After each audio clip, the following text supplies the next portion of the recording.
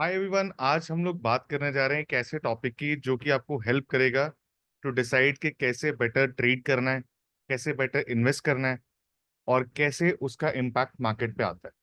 हम लोग बात करने जा रहे हैं विक्स की, VIX, वॉलेटिलिटी इंडेक्स। लेकिन उससे पहले मैं आपको एक चीज दिखाता हूँ।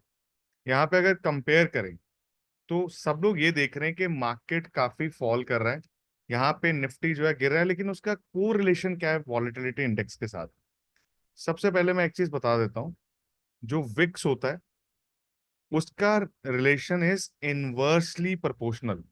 इनवर्सली प्रोपोर्शनल का मतलब होता है कि अगर मार्केट ऊपर जाएगी तो विक्स नीचे आएगा, अगर मार्केट नीचे गिरेगी तो विक्स ऊपर आएगा। अब इसको थोड़ा सा स्टैटिस्टिकली देखते हैं। यहाँ पे देखिए, मैं यहाँ पे सर्च करूंगा विक्स इंडिया। तो जब यहाँ मैं विक्स इंडिया देखता हूँ तो मैं ये देखना चाहता हूँ कि लास्ट 5 डेज में क्या हुआ है कि विक्स यहाँ से 14.8% ऊपर गया।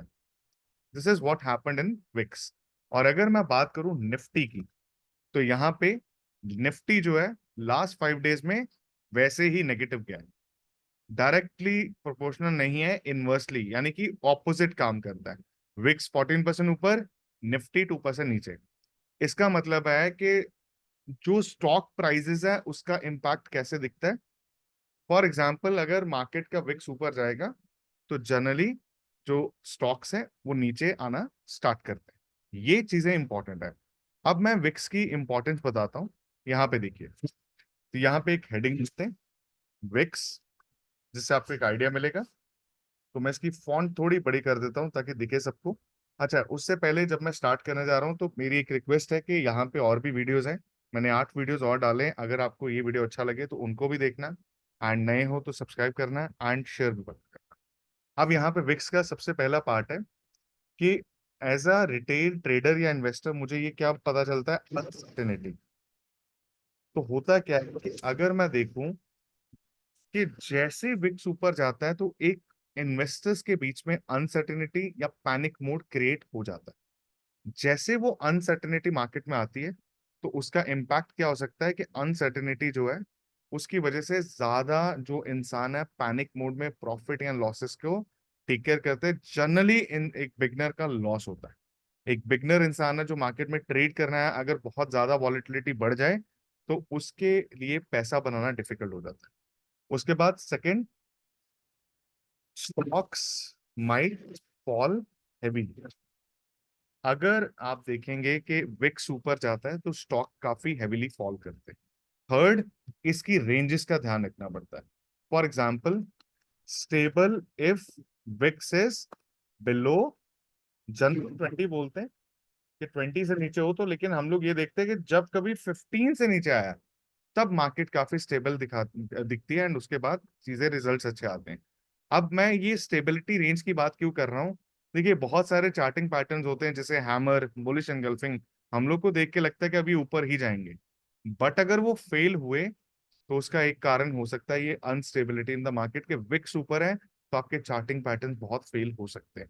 दूसरा, एक मैं आप सिनेरियो देता हूं कि जब लास्ट टाइम यूक्रेन रशिया की वॉर थी, तो यहाँ पे अगर मैं विक्स को देखता हूँ लास्ट 5 इयर्स के अंदर, तो यहाँ पे विक्स एक बार स्पाइक किया था, उसी टाइम पे ये 20 से ऊपर चला गया था। जैसे ये 20 से ऊपर जाता है नेगेटिव होता है। और कोविड के बीच में विक्स सबसे स्पाइक था 70 के आसपास, लेकिन ये ऊपर सस्टेन भी ज्यादा देर नहीं करता है।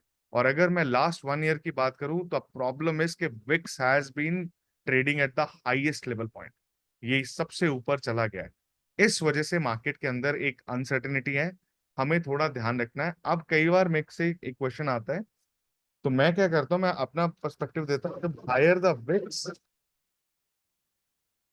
जितना ही हाई विक्स जाता है, आई स्टार्ट बाइंग।